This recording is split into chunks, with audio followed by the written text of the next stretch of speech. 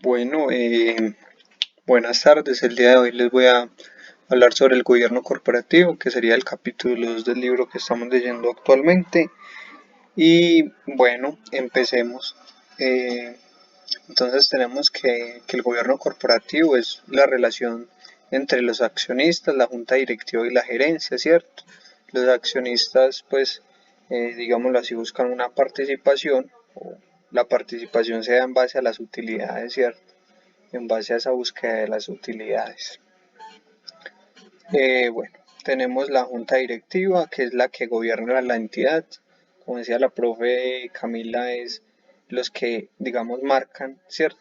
En la línea por la que debería ir la entidad y pues lo hacen de diferentes formas y una de esas formas es supervisando pues a la gerencia y la junta directiva es la que representa, digámoslo así, los intereses de los accionistas y ya está la gerencia que se encarga pues como de lo operativo de la organización, ¿cierto? ¿Cuál es el fin? Determinar la dirección, o sea, el camino y el rendimiento de la organización. Es muy sencillo, ¿cierto? Eh, tenemos que la junta directiva en sí tiene varias responsabilidades. Ya dijimos que la junta directiva se encarga de gobernar la entidad, ¿cierto? Marcar ese rumbo.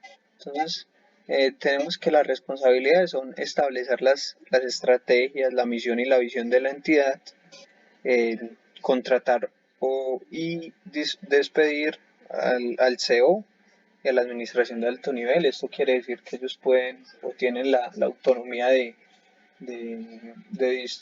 despedir o contratar al administrador, ¿cierto? Al gerente general. Y en este caso, pues por allá en el texto nos hablaban también de que en muchas, o normalmente, era el gerente general el que ponía la junta de accionistas y que no era muy, pues no es lógico, ¿cierto?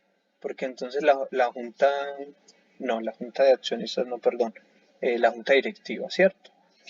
Entonces que no era muy lógico que el gerente general pusiera la junta directiva porque esta se iba a ver como, digamos, subordinada por el gerente general y es al contrario, es la junta directiva el que debe marcar el paso de la organización y si el gerente general, digámoslo en ese sentido, no cumple con las expectativas de los accionistas, ¿cierto? Porque en últimas la junta directiva representa los intereses de los accionistas en ese orden de ideas, pues el gerente general o el CEO debe ser despedido, ¿cierto? Entonces ahí marcaban pues como eh, ese, ese paradigma o digamos esa organización y estoy muy de acuerdo también, ¿cierto? Porque no sería consecuente, eh, digámoslo de esa forma, eh, como con el logro de los objetivos, ¿cierto? Bueno, tenemos que otra responsabilidad es controlar, vigilar o supervisar la administración de alto nivel, o sea, el CEO, ¿cierto? Y que en Colombia, digamos, toda esta parte administrativa, pues yo hice una búsqueda y vemos que todo esto, lo de la junta directiva y etcétera, está enmarcado en la ley 222 del 95, lo de la ley relativa a los administradores. Tenemos otra responsabilidad que es revisar y aprobar el uso de los recursos y cuidar los intereses de los accionistas, como bien lo hemos mencionado, ¿cierto? ¿Cuál es el papel de la Junta Directiva en la administración estratégica, ¿cierto? Ellos son los encargados de vigilar, es decir, estar atentos a los desarrollos de la entidad, a cómo evoluciona la entidad, evaluar e influir, ¿cierto? Debemos, como junta directiva, examinar las propuestas, las decisiones y las acciones por parte del gerente general, mirar en qué camino estamos yendo o qué camino nos estamos direccionando con el objetivo pues de cumplir los objetivos e iniciar y determinar, ¿cierto? La misión y determinar las opciones de la estrategia. Eh, tenemos también que los miembros de la junta directiva, acá tenemos pues como una gran discusión que se armaba en el texto, eh, que es conformada por eh, directores internos y directores externos que están más acá abajo, ¿cierto?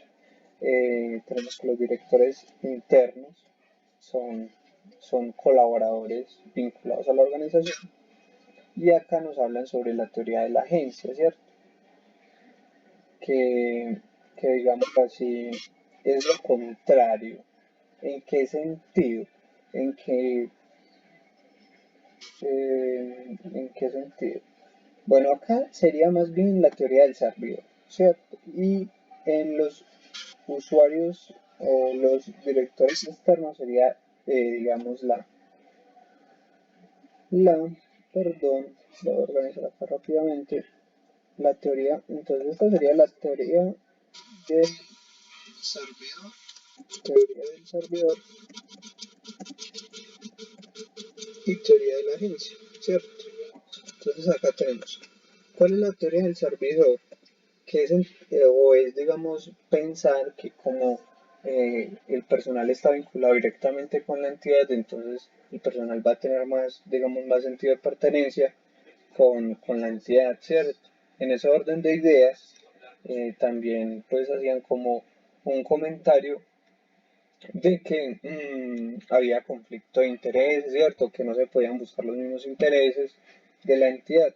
Entonces, en ese orden de ideas, pues también se cuestiona como esa teoría. Y tenemos los directores externos, que son los ejecutivos de otra corporación, ejecutivos, pues digámoslo así, independientes, ¿cierto? Y que nos habla sobre la teoría de gerencia, que es lo contrario a la teoría del servidor, ¿cierto?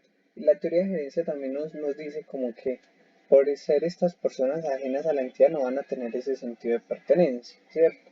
O van a tomar decisiones que como no les cuesta, digámoslo en ese sentido, pues no van a tener ese grado de amor por la entidad y no van a ser como tan eficaces sus acciones, ¿cierto?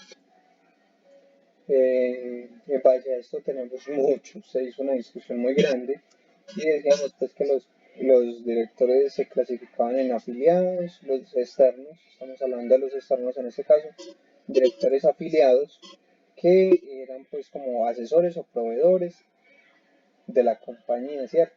O sea, que eran, digamos, partes relacionadas, interesadas en la compañía, pero que por tanto habían pues como unos problemas de conflicto de intereses y objetividad, ¿cierto? Teníamos los directores generales jubilados, que era como un o digámoslo así, incluirlos en la junta directiva, los que recién se jubilaban era como un grado o una forma de agradecerles, ¿cierto? Que se les dejaba por 1 o 2 años, pero que no había objetividad, porque en gran medida lo que era la entidad hoy en día dependía de lo que ellos hicieron en el pasado, entonces que no iban a ser muy objetivos. Y tenemos los directores familiares que buscaban otros intereses, por ejemplo, vender la empresa o para poder ellos tener dinero, ¿cierto? Hablábamos de unas codeterminaciones y hablábamos pues que si los empleados internos deberían de estar en la junta directiva y se decía que sí en algunas ocasiones, pero también se encontraban pues como los puntos para decir que no, entonces en este caso es como muy a criterio de cada organización, ¿cierto? Tenemos los directorios entrelazados que nos hablaban que eran miembros de juntas directivas de otra empresa y que aplicaban pues a, digamos, a una empresa en especial. Entonces entre ellos se entrelazaban, como que se mezclaban y, y así funcionaba, ¿cierto? Tenemos las características de un buen director, ¿cierto? Un buen CEO, que es estar de, un, pues de una buena junta directiva, perdón, que es estar dispuesto a desafiar a la administración, es muy importante. No es que son los amigos, la junta directiva y el CEO no son los amigos, sino que son, la junta directiva es como quien mide al CEO, ¿cierto? El gerente general. Poseer habilidades esenciales para poseer habilidades especiales e importantes para la empresa, estar disponible fuera de las reuniones para aconsejar a la administración, tener capacidad para manejar asuntos del negocio globales, es decir, estas personas que hacen parte de esta junta directiva deben de ser muy capaces, deben de conocer la entidad también. Entonces acá también se pone, pues digámoslo así, como en a colación o se pone a discusión el tema de que sean externos, ¿cierto? Porque una cosa es tener un externo que no conozca tanto la entidad a un externo que sí la conozca, entonces depende del externo, ¿cierto?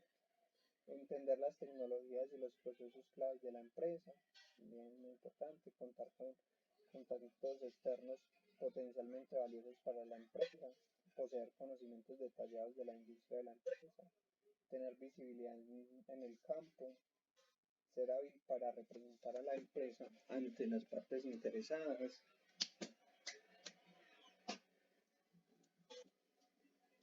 Bueno, también nos hablan sobre la ley Sarbanes-Oxley, que fue una ley que se dio en Estados Unidos en el año 2002, a causa, pues, como digamos, de unas crisis que se vivieron en algunas empresas, y la idea es como formalizar una mayor independencia y supervisión de la junta directiva, ¿cierto?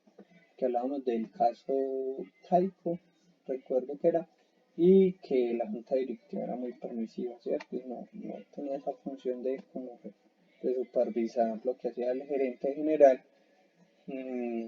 Entonces, bueno, salió esta ley muy importante. La evaluación del gobierno, tenemos pues esta otra partecita que nos habla sobre la estructura de la propiedad de influencia, las relaciones y derechos financieros de las partes interesadas, la transparencia financiera y la divulgación de la información y la estructura de la junta directiva y los procesos, ¿cierto? Pues como una evaluación que hacen esas agencias externas a los gobiernos corporativos, y en este caso es pues que mencionamos acá, que son como los puntos de esas evaluaciones. La hace por ejemplo la Standard & Poor's, y es básicamente pues no tenemos más grado de detalles sobre esto porque son evaluaciones pues patentadas y con derecho de confidencialidad o cláusula de confidencialidad. Entonces tenemos más o menos que se evalúan en esos gobiernos, que ya lo hemos hacer. Son la estructura, las relaciones, la transparencia de la información y la estructura, ¿cierto? Tenemos la responsabilidad de la administración de alto nivel, que es lograr metas para alcanzar los objetivos de la organización, ¿cierto? Y esto lo hacemos articulando la visión estratégica, representando un papel que las demás personas siguen y en el cual se puedan identificar y comunicar los estándares de rendimiento. Pues esta sería como la explicación en cuanto a lo concerniente al gobierno corporativo. Espero haber cumplido pues como el objetivo de la actividad. Muchas gracias.